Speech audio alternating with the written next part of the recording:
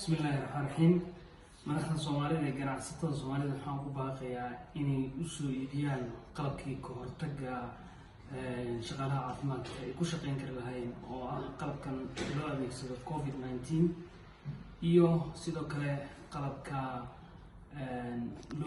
dadka lagula tacaali lahaa ventilatorskii iyo oxygenskii in la soo iibiyo ayaan ku baaqaynaa.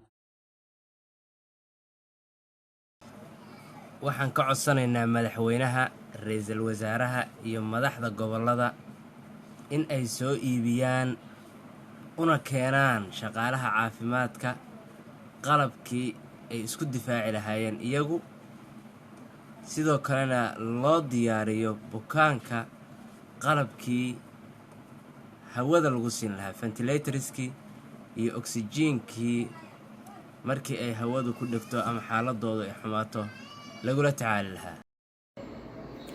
Asalaamu calaykum waraxmatullaahi wabarakaatuh. madaxweynaha dowladda Soomaaliya iyo madaxda maamulada Soomaaliya.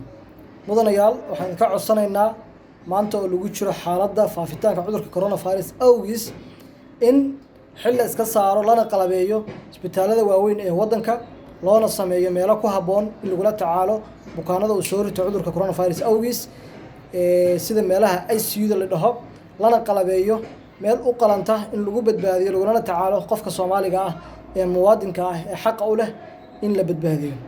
mudane waxaan dhakhaatiirta Soomaaliyeed ka codsanaysaa in arrintaas sida ugu habboon iyo waqtiga ugu habboon loo hirgeliyo loona hawlgeliyo. mahadsanid.